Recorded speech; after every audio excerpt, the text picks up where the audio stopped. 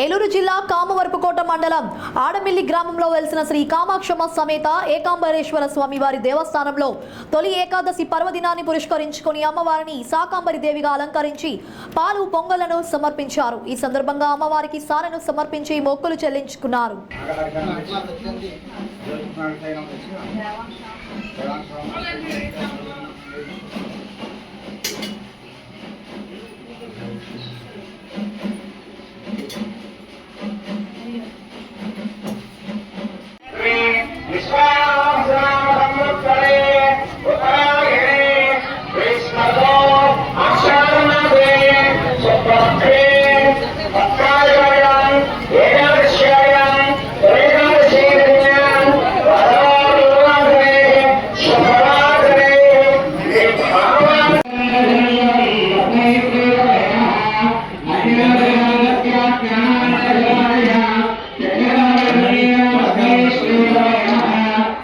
గ్రామంలో వేయించేసి ఉన్నటువంటి కామాక్షీదేవి సమేత ఏకాంబరేశ్వర స్వామి వారి దేవస్థానం ముందున ఎంతో వైభవోపేతంగా 4 సంవత్సరాలుగా అమ్మవారికి శాకాంబరీదేవి అలంకారం చేయడం జరుగుతుంది.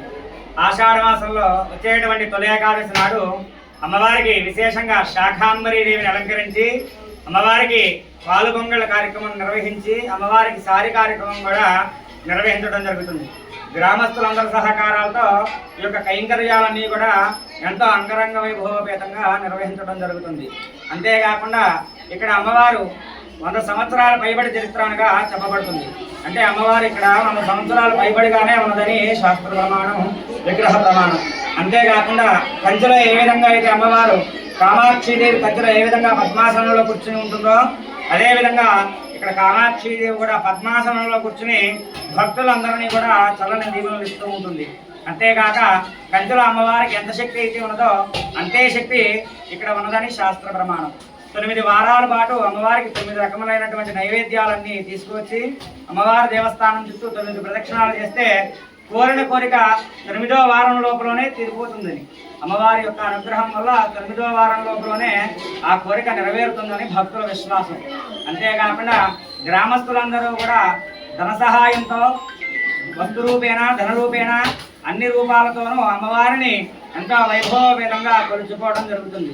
అంతేకాక ఆషాఢ మాసంలో వచ్చేటువంటి తొలి ఏకాదశి నాడు భక్తులందరికీ కూడా అందరికీ అవకాశం కలగాలని కమిటీ వారు, పురోహితులందరూ కూడా నిర్ణయించుకుని ఈ యొక్క మహత్ వైభవమైనటువంటి కార్యక్రమాన్ని నిర్వహించడం జరిగింది.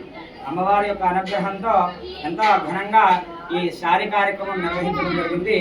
అమ్మవారి యొక్క కరుణా కటాక్షాలు గ్రామస్తులందరి మీద, గ్రామం మీదే కాకుండా మన ఆంధ్రప్రదేశం మొత్తం అందరి మీద కూడా అమ్మవారి యొక్క అనుగ్రహం ఉండాలని అమ్మవారికి ప్రతినిత్యం ఉదయం 6 గంటల నుండి పూజా కైంకర్యాలు చేయడం, అమ్మవారికి పూజా కైంకర్యాలతో పాటు విశేషంగా శ్రీచక్రార్చన చేయడం కూడా ఎంతో విశేషం.